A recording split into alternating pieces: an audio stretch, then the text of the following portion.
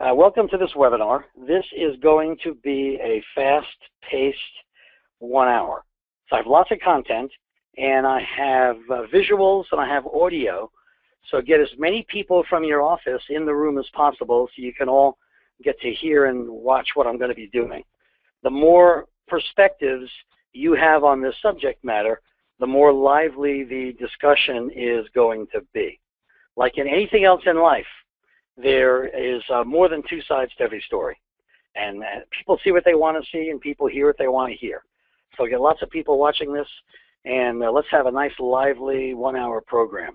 So this webinar is focused on people who want to learn to be a little more persuasive and a little more influential. So some of the content is basic, and some of it is way out there. So I'm gonna bring in some rather technical terms and expand our vocabularies just a bit as we continue.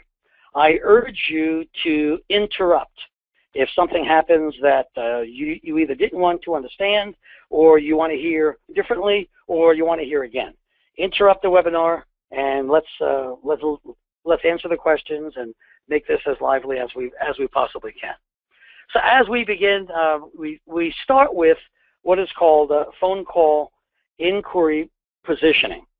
So someone who works the phones is used to answering questions, handling situations for callers, and those calls we can qualify as being events, and it's real easy to see those events as transactional, in which there's an event-focused and closed posture during those situations. Callers, your customers, have the same mindset in that they're calling a company with whom they want to do a transaction. And often, callers are looking for the best deal. They want the cheapest guy in town. And when your people who are on the phones are handling those situations, my suggestion is, rather than be transactional, is to shift the mindset to being a little more relational. And relational is more of a personal focused and open posture to the way we handle incoming phone calls. So there's a couple of examples I want to play here that just help to illustrate this a little more. So here's an example of a transactional call. And let me just set this up by saying I listen to hundreds of phone calls every month for my clients. And unfortunately, most of those calls sound very similar to this. So here's the transactional call. How can I help you? Yes. Do you clean furnaces? Yes, we do. How much do you charge? For service calls, it takes approximately half an hour to do that. Okay. Do you have any appointments available today? Oh, no, I'm scheduling clean and checks into next week. Oh, okay. That's okay. Okay. Bye-bye. That's a transactional phone call. Those are the ones that I hear most often when I monitor calls for my clients. The customer is focused on a transaction. The customer service representative also has the same transactional mindset. And with that in mind, all they're focused on is the event. And the two scariest words in that whole conversation were the last two words, and they were bye-bye, which is what the company's customer service rep said.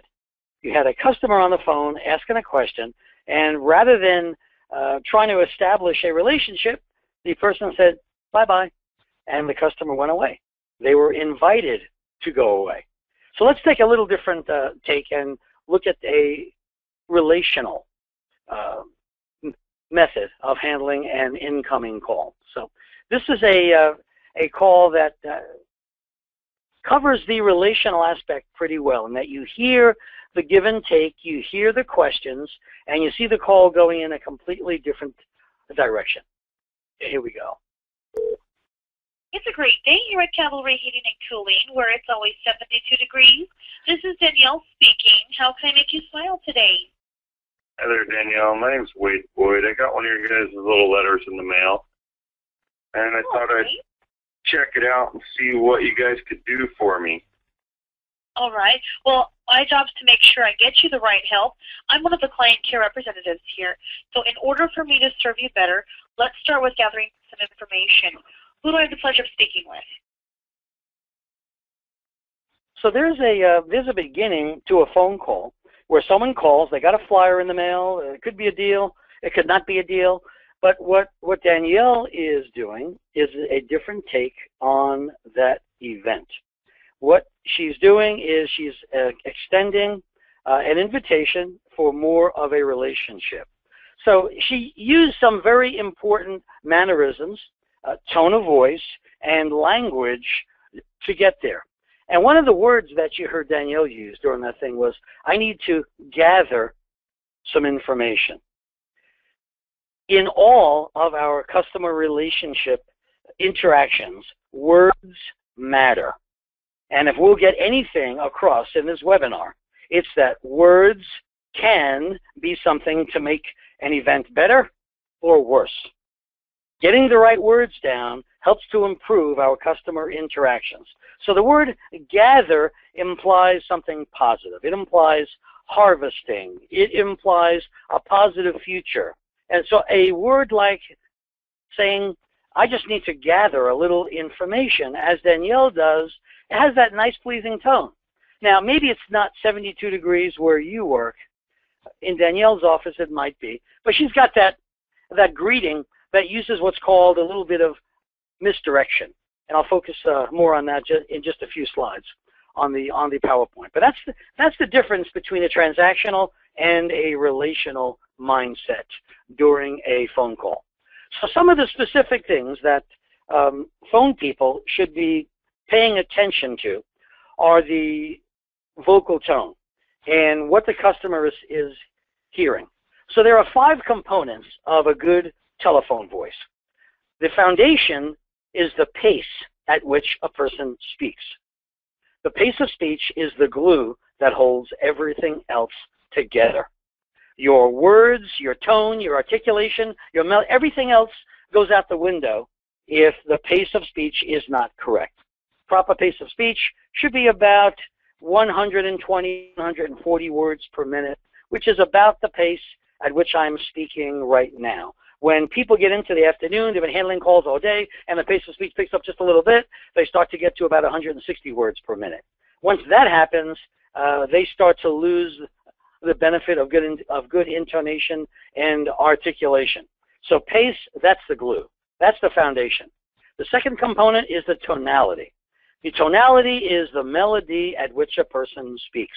So intonation matters. The smile enhances the tonality, and that can be a benefit in making a person sound like they're having a really good day, even if the day is not going so well. The expression you've probably heard before is that an insincere smile is still better than a sincere frown. And smiling when you're on the phone enhances the tone of voice. Next thing is the clarity. So clarity is how well a person articulates, how they are using their vocal assets to sound confident and assertive over the phone. The next component is the empathy, showing that a person cares and they're concerned. Oh, let's see how fast we can get someone out there to take care of that for you. And expressions such as that convey a little bit of empathy. And then word selection is the 5th one. So everything hinges upon the pace. Get the pace right, and then the tone, then the clarity, the empathy, and then the words. So when it comes to words, I get all kinds of pushback from people when I suggest that technicians and phone reps refrain from saying the words "no problem" and replace that with the phrase "my pleasure." So "no problem" sounds just like this. No problem. And we hear that all day long. No problem. And if we just change that little thing, It's my pleasure. to "it's my pleasure," it just sounds better. It sounds different. It sounds more positive. And some people just resist the change. I urge you to have enough courage to make the change. This client that I started working with this year in Virginia started to make some of these small changes on the telephone, in their phone greeting, in their language. shifting no problem to my pleasure. And the company owner admitted he was skeptical. He wasn't sure because he was getting so much pushback from his front line. But he enforced it, and they did it, and everyone was surprised at the positive difference that it made. That when you behave like the best company in town, people start to treat you like the best company in town. And sounding smart, sounding assertive, all of those factors matter as we work with our customers. So one of the new words I can introduce into our vocabularies is this word right here, suprasegmental. This word is a speech pathology term. So one of the things that my company does, and in addition to all the research we do on customer service, we work with a speech pathologist. One of the videos that we produced, it's called Convert Phone Calls into More Sales, features a speech pathologist speaking about the vocal assets that enable someone to be more influential and persuasive over the phone. So suprasegmental is about the segments of a person's voice, about the intonation, about the rhythm, about all of the assets that people have. So suprasegmental is the new word, and when you think about those 5 components, they are all segments. Segments that go together to culminate a world-class delivery of customer service. So that prefix before the word segmental, supra, simply means it's a word to indicate above or beyond the nature of the word. So it's above and beyond a segment, which means this is very, very important when it comes to the segments of good telephone voice. So these things matter. So the next thing to cover in relation to the telephone voice, influence and persuasion over the phone is what is called the vocal image. So the vocal image is a manifestation that happens over the phone. It doesn't happen face to face because you can see the other person. But over the phone, when you can't see the other person, we paint a picture of what we look like with our voice. The other person imagines something about us. They imagine the way we look. They imagine the appearance of our desk. They imagine the appearance of our office, all based on what they're hearing over the phone. So the vocal image is extremely powerful. And if you've ever received any of those telemarketing phone calls where someone calls you at home to get you a better rate on your mortgage, usually in the background, what do you hear? You hear other people making outgoing phone calls. You hear a very insincere environment in which people are using a script and they're conveying an insincere invitation to other people. And you imagine a boiler room operation. You imagine a big room with slab tables, lots of phones, and lots of people who don't really care about those with whom they are speaking. And that's a vocal image when you imagine that big call center or the big boiler room operation. So vocal images are very powerful. The empathy, the concern, the smile, all of that carries across in what the other person is hearing about us. So hearing also feeds into the whole concept of listening. Now, hearing and listening might be 2 different things, but just to cover what they are and how they work, listening works like this. Listening involves hearing, qualifying, and understanding. So what we do when we listen is we're hearing the audio. A good listener qualifies what they've heard. They might ask a question, they might verify, so they can understand. So listening implies comprehension and understanding. Hearing and listening are not the same thing. Listening involves lots of energy to keep a person's mind active and attentive in what they are doing. So the vocal image is real powerful. You use it and your customers use it.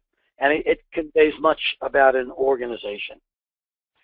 The next concept is about the telephone greeting. So the phone greeting in most companies is something that's very routine, redundant. We do it all day long. And any process that's routine, redundant, that's part of a standard operating procedure, eventually may result in what is called complacency. So complacency is what happens when we've been doing something so long, we decide to cut a few corners. And that's what happens sometimes with a phone greeting. So the phone greeting should have 4 parts, as it says here on the PowerPoint. It's the greeting itself. Hello, good morning, good afternoon, thank you for calling. The company name, your name, and then the offer of assistance. How may I help you? Not how can I help you? So the greetings are one of the first things that people start to get complacent about. The greeting should also be part of a standard operating procedure, something that you document. Because if you document what you do, you can do what you've documented. And this is especially important for growing companies who might be hiring new people.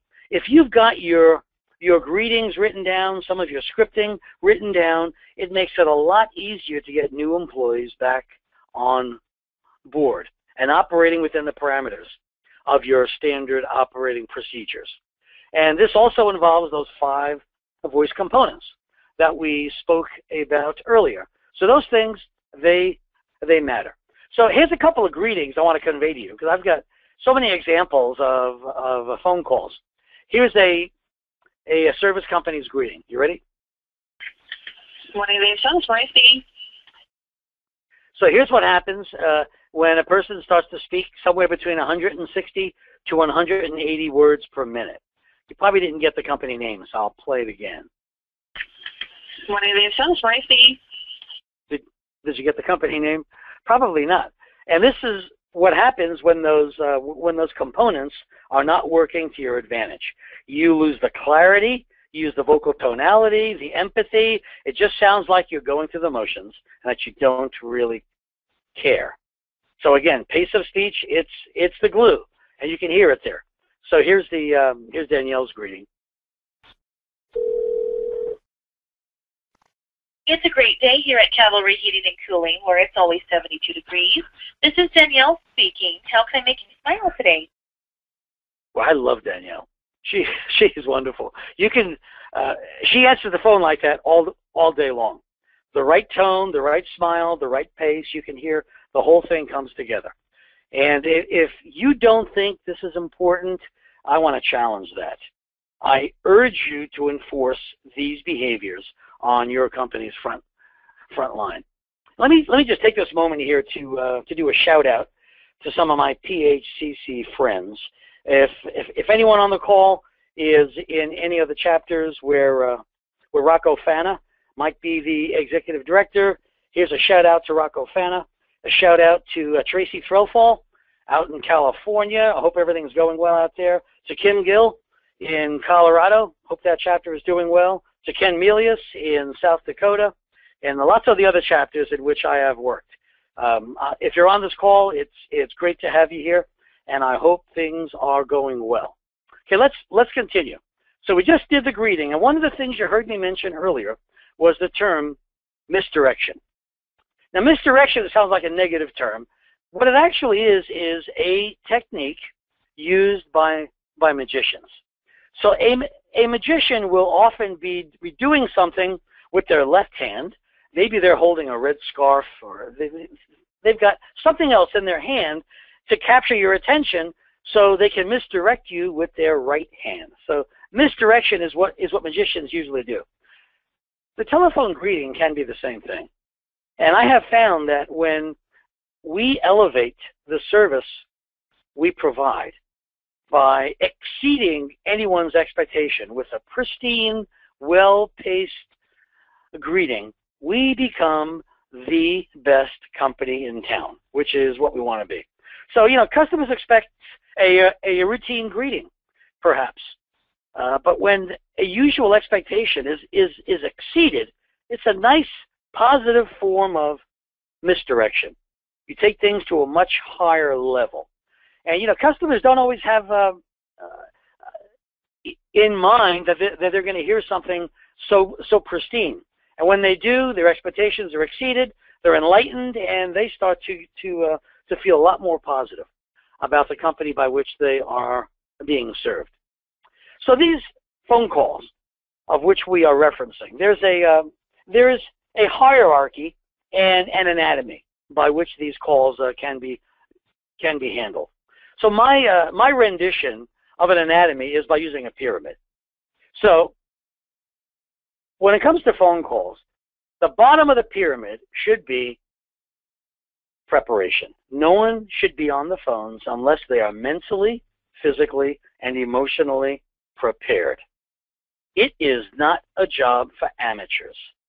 People on the phone should be professionals, and they've got to be prepared for anything that might happen.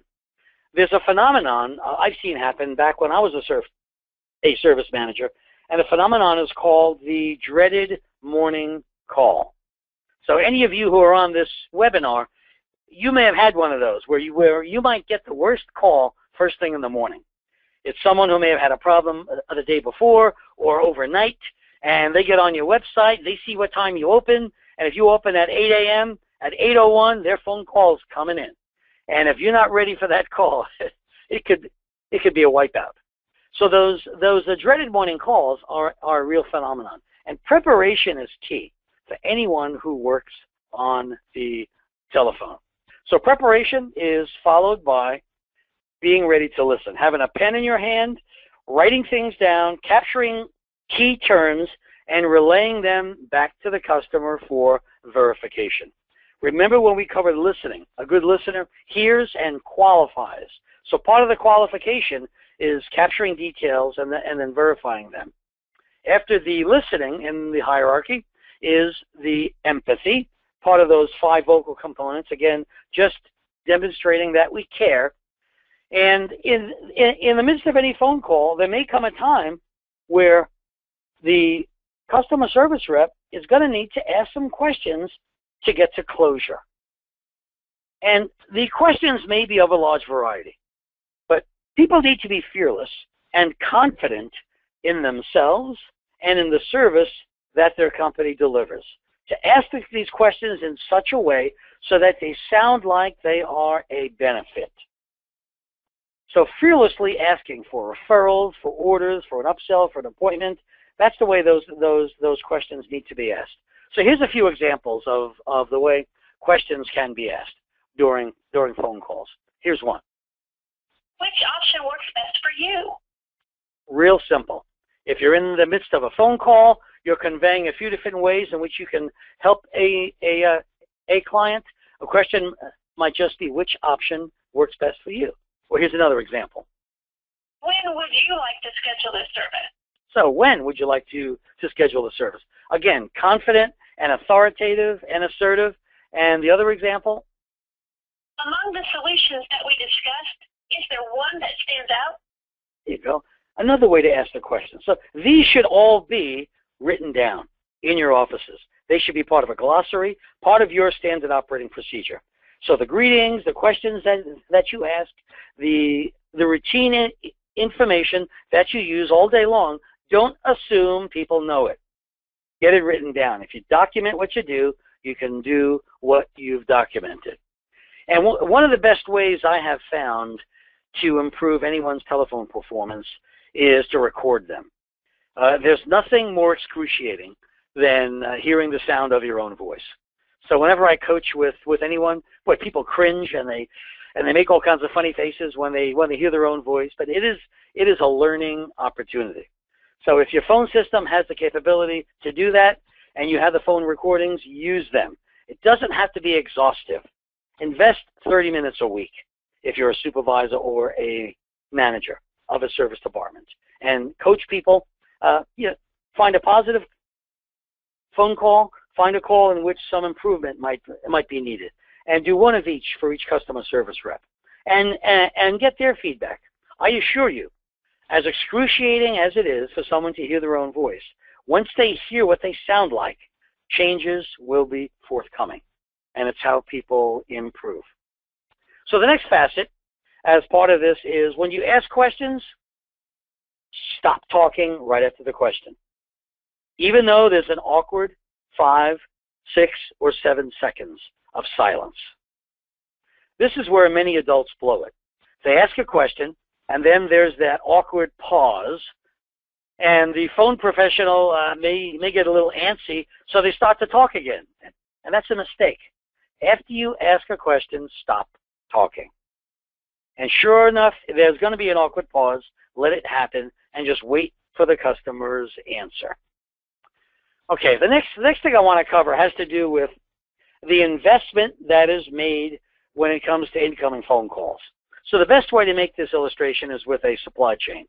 A supply chain is what happens from a manufacturer to distributor, local retailer, right to a customer service rep.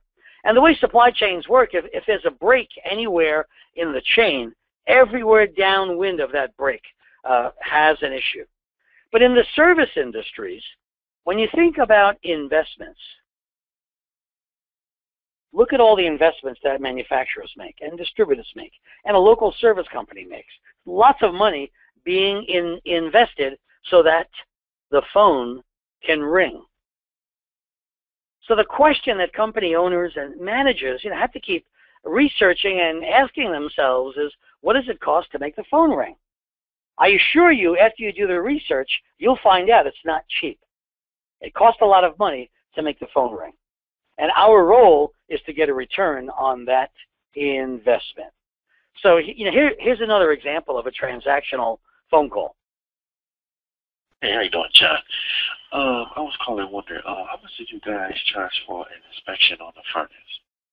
The tune of, sir, 85, 95. All right, thanks a lot, man. So there's another call where the caller was just allowed to go away. I've got these types of transactional calls all day long. It's mostly what I hear. So my big admonition is, shift the transactional mindset to a more relational mindset when we're serving others. Okay, let's get down to the nuts and bolts of what people should be saying and what they should not be saying. So the next few slides, I'm going to get into scripting and words. Again, words matter. Getting the right words down, along with that tone, the pace, and the articulation, really enhances what anyone is doing relevant to serving customers. So one of the first things about words is the use of pronouns. So when it comes to pronouns, substitute you or your to the word I or it every chance you get. One of the things I've learned is customers don't want to hear what they have to do. You don't tell a customer what they need to do. You tell a customer what you're going to do. I want to help, but first I'll need to, not but first you need to. Another interesting pronoun is you broke it. Should be it will not operate under those conditions. And substituting you for the word I or it. You're confusing me should be I'm confused. So these sound very basic. I assure you, these show up on the recordings that I hear every month. So the first thing to cover is how we use pronouns over the telephone when we're serving others. Enforce that we shift the you and your pronouns to the I or it pronouns. And as indicated in that second one, it will not operate. Minimize blame every chance you get, because you broke it implies blame, that the customer did something wrong. Lots of different ways to make that happen by implication, and we want to minimize those events. Okay, the next part about scripting involves accentuating the positive. So rather than say, I'm sorry you had to wait so long, which is just a bad reminder, thank them instead. Thank you for being so patient. So the wrong thing to say is, this isn't as bad as the last problem.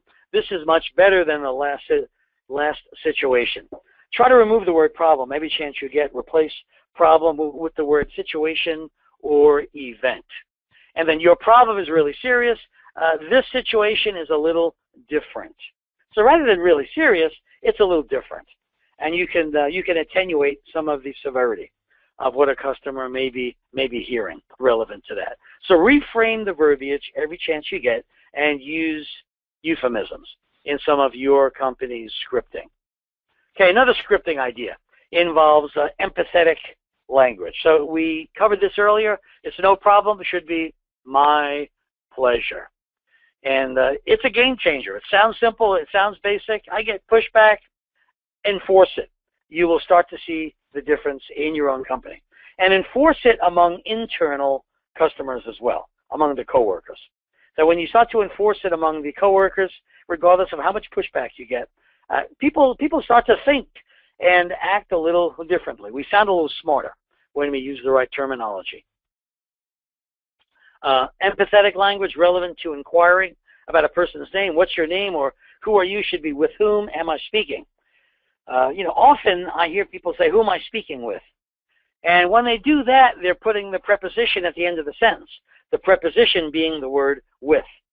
Remember in third grade English class, we learned to put the preposition at the beginning of the sentence. With whom am I speaking? So proper grammar matters. And it's one of those vocal imaging things where people imagine something about you. They will imagine you are more intelligent if you use proper grammar. So every little edge we can get when we're serving people over the phone makes a positive difference. And when it comes to empathetic language, our computers are down again. It's just too much information. People don't need to know that the computers are down again. So if your computers are down and you need to get back to someone, just ask a question. May I call you back after I research the matter? And double check that you got the right phone number and then call them back. Too much information comes under the heading of what I call editorializing.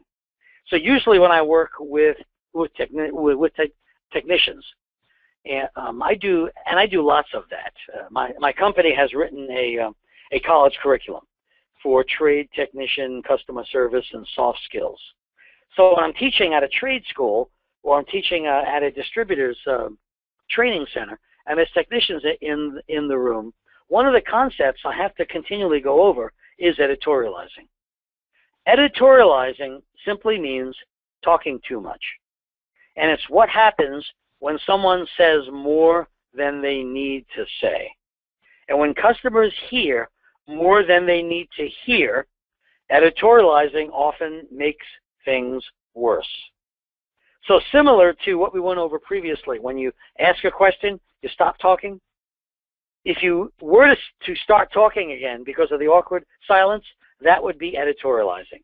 It's going to make things worse. But editorializing comes under lots of different mannerisms. One of the interesting anecdotes that I remember hearing from a plumber many years ago was a plumber who, when he was first starting, was installing a new faucet in a customer's kitchen. And as he pulled the new faucet out of the box and held that pretty new shiny faucet, he saw the smile on the customer's face, and he editorialized. And he said, "This new faucet is so much better than that piece of junk that I'm replacing." And he meant well, except he didn't know that his same company installed that piece of junk a few years prior. So the customer heard him calling that old faucet a piece of junk.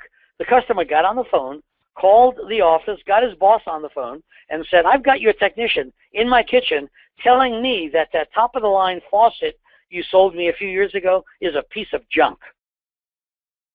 Here, you talk to him." And she pushed the phone over to the technician. And boy, was that an awkward situation. And sometimes people mean well when they say too much. Often it doesn't go the way you want. So too much information can be an issue. Again, that's called editorializing. Okay, containment. So here's another concept. Containment simply means to keep the situation within fixed limits so it doesn't get worse and it doesn't grow. So containment would involve something like, "I have no idea how that happened." Better to say, here's what we are going to do. Customers don't want to know that you have no idea. They want to believe that they're speaking to someone knowledgeable, even if you don't know. So you know what? Let me check on that, and I'll get back to you. Here's what I'm going to do, and always tell a customer what you're going to do. Handling a situation in that manner contains the situation by keeping it within fixed limits. Another way to make something worse is to say, well, we pretty much don't schedule our work that way. And pretty much is what I call verbal junk. Verbal junk are words that don't add anything meaningful to a person's presentation. A lot more phrases than just verbal junk. Verbal junk includes terms such as basically, you know, such as, like, kind of, lots of different ways to convey verbal junk. It's filler words that don't add anything meaningful. So the best way to handle that, rather than say pretty much we don't schedule our work that way, is yes, we will accommodate your schedule and make this right. Now, that last example comes from an actual phone call. So I'm going to play a phone call in two parts. Tom is a technician. Tom handles a phone call from a customer for whom we just installed a new home comfort system. So here's how the phone call starts. Tom, how can I help you? Yeah, hi. I'm calling about the system that was installed in my house yesterday.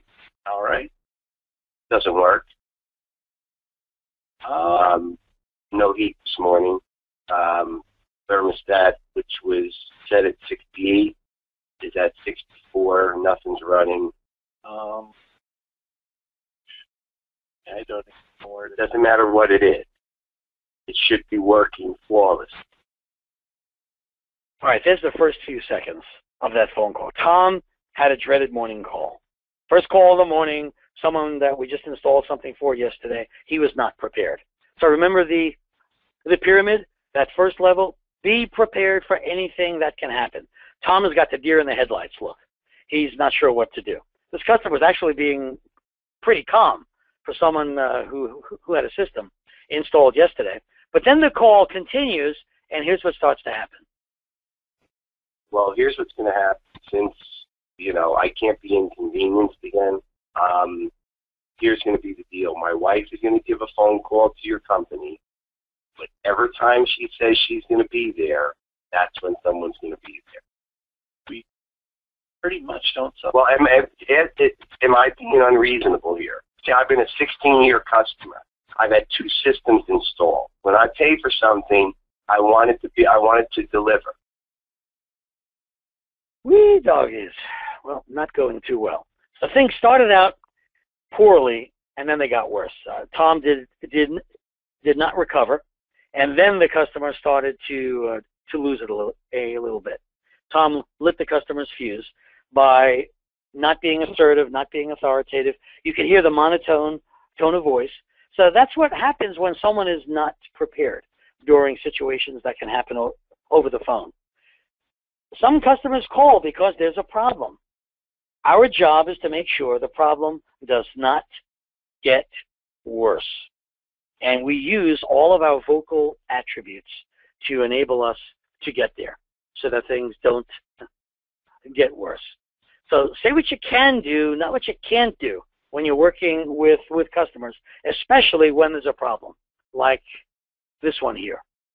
Okay, the next thing to cover is mutual closure, which is what happens at the end of a phone call. So mutual closure is so we can both agree mutually that the call is coming to a close. So rather than just say goodbye, have I answered all your questions today? Or is there anything else I can do to help? But something that conveys that we are both mutually agreeing that the call is done. This, again, should be written down and documented. Because if you document what you do, you can do what you've documented. And you've got a standard operating procedure. Okay, so that's some of the nuts and bolts of scripting. It's not exhaustive, and I'm not a big believer in anything being exhaustive. I am a big believer in getting about 20% of the most important things down so they're nice and firm and stable. You get 20% of the most important behaviors down, the other behaviors start to fall into place automatically. And that's been my experience as a service manager in trying to enforce the right behaviors. So let's shift gears a little bit and talk about influence and persuasion, something we just touched on earlier. So here's a question. When is it easiest to say no? it's always easy to say no when a person has nothing to lose. So that's a pretty strong statement. It's always easy to say no when someone has nothing to lose. So a customer service rep's job is to give the customer something to lose if the customer says no. So in the course of a relational phone call, our job is to sound like the best company in town. We're not like everyone else. Our job is to convey some of the benefits and what's valuable about doing business with us. So the customer feels like they might lose something if they don't do business with us. And you do this with what's called loss aversion technique. So this is a little bit psychological, but loss aversion technique is about a usual person's dominant feeling about not wanting to lose something. So loss aversion technique is like this. Loss aversion refers to people's tendency to strongly prefer avoiding losses to acquiring gains. Psychologically, losses are twice as powerful as gains, and this leads to risk aversion when people prefer avoiding losses. So naturally, people don't want to lose something if they feel like there's a benefit. So within the first 20 seconds of every phone call, the phone professional's job is to convey so much value that the customer feels like, boy, these guys aren't the cheapest company in town, but boy, they sound good. Make the company feel like they're going to make the customer feel like they're going to lose something if they don't do business with you. So that's what loss aversion technique is. And all of this is possible with more self-control. So everything I'm speaking about in this webinar is about what a person can control as a result of choices that they make. So the sphere of control involves what's called a halo effect. Halo effect is a psychological term. And what it means is it's a positive feeling you have about someone else a split second before you can intellectualize or think about why you feel that way. So halo effect, the halo implies something positive, like the angel's has a halo. And so it's about that positive feeling. And it comes across in the vocal image. And customers start to hear it. So one of the things that you want to make sure customers understand in the first few seconds of any phone call with which you are handling is the customer wants to be able to know very clearly who they are speaking with, what it is you do, how you add value, and what you're going to need to do to help them. And that's something you can do in just about 3 or 4 seconds. My name is Linda. I'm your client care representative. It's my job to ensure that you get the right help today. I only need to gather a little information, and then you go on and you can continue from there. And those are the things that we can get across in just a few seconds. It helps to start that halo effect. So the halo effect really comes into play when it comes to asking questions. I spoke earlier about being courageous when we ask questions. And I conveyed 3 different examples of how we can do that.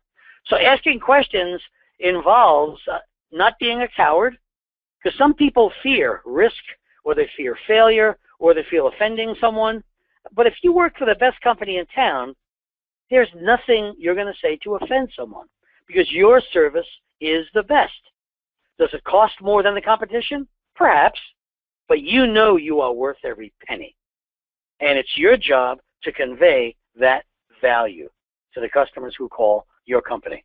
So the purpose, the information, and the training has to be there to make sure that when customers call, we are getting a return on investment on some of those calls. So I would just like to show you some flowcharts and some processes for how this all fits together. These are some of the types of processes and documentation that I might use when I work with a service company client. So flowcharts usually have 3 typical shapes: a terminator shape, a process shape, and a decision shape. The terminator is what you see either at the beginning or the end of a process. So if you got a problem, you got to solve the problem.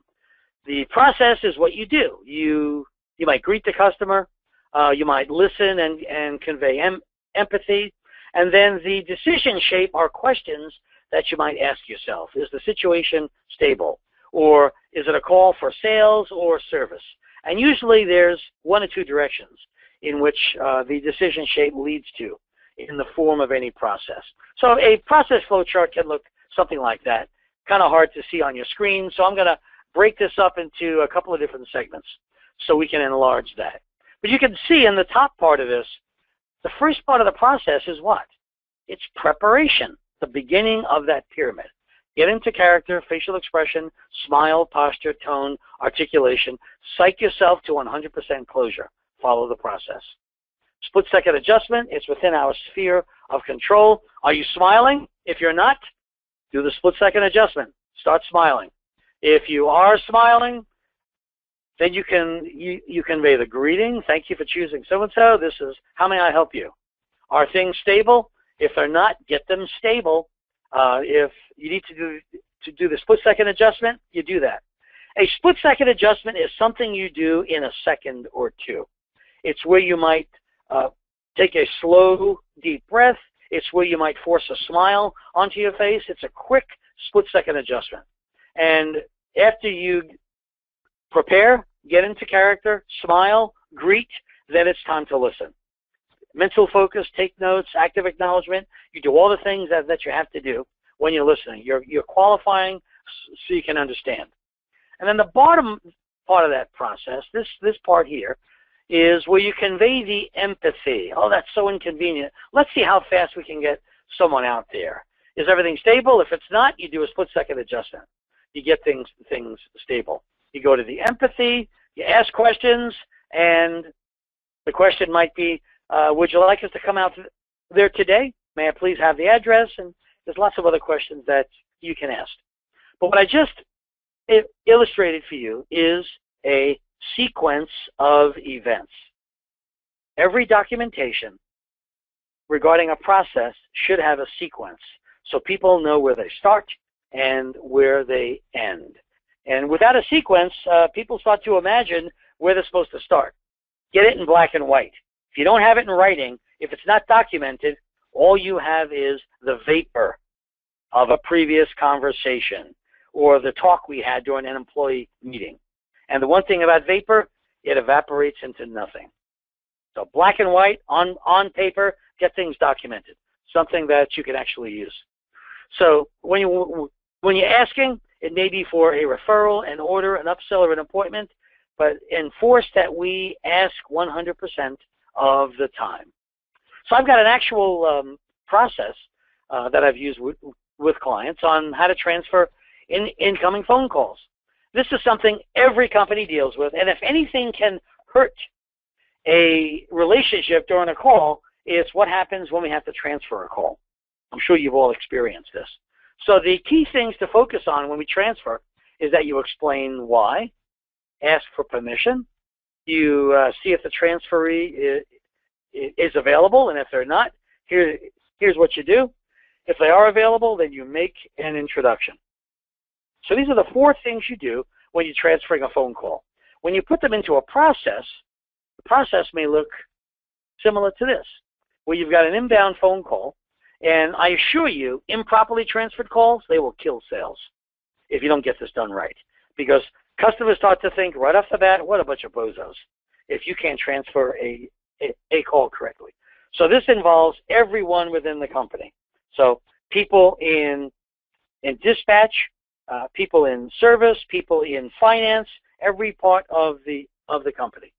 So when it comes to transferring, you use the 5 components over the phone, and you can see the greeting's got to be there, as we spoke about earlier. You see all the facets coming together in this process. You listen with empathy, and then you ask a question. Handle this call on your own. Well, if the answer is yes, then you continue. If the answer is no, you're not going to handle it on your own, and you're going to transfer it. You set an expectation. You set the expectation. You ask your coworker for help. If you're going to transfer the call, then you transfer the call using the 4 items that we spoke about earlier. and then you're done. So you can see in the context of this real brief process, everything coming together, from the greeting to the expectations to the documentation to how we handle every aspect of a process when we serve our customers. There's no substitution for getting even the most minute processes written down and then role-playing them on a weekly basis during your employee meetings. That's what the best companies do. You practice weekly. Even though your employees have heard it before, be redundant and enforce the right behaviors. So in the absence of the mutual closure and asking a question, what you often have is someone who might just wimp out at the end.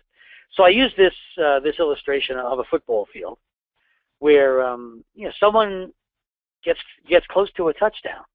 They got the ball in the red zone. They're getting real close to the zone. They get right in there, and then many employees reach wimp junction, where they wimp out.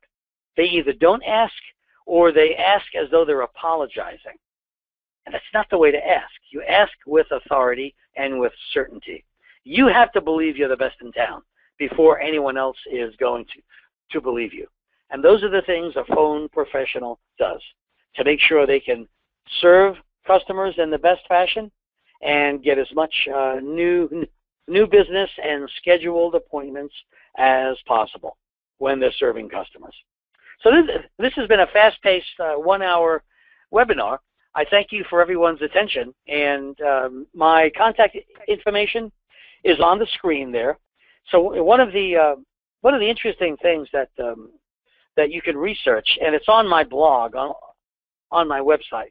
I recently wrote a blog in which I surveyed more than 200 plumbing and heating companies about what they expect from college and trade school graduates. And I would urge you to go to the blog on my website. Look at the recent blogs, and you'll see a free download for this PDF file. And it is the survey on what contractors are really saying about trade schools. It's highly informative. So download the survey, print it out, share it among the managers in your company, and I'm sure you will find lots of the information mirrored between what you have to say and what these more than 200 contractors are saying about today's workforce. So being with everyone on this webinar today has been special for me. I thank you for your attention, for your participation. I look forward to meeting you out at PHCC Connect, and I just happened to be in the office this week. I'm writing a new online lesson for a plumbing and heating manufacturer. So if you do want to give me a call, I'm in the office, and you may feel free to do that. I wish everyone here much future success, lots of good health, and the best in all of your future endeavors. Thank you, folks, and have a terrific afternoon.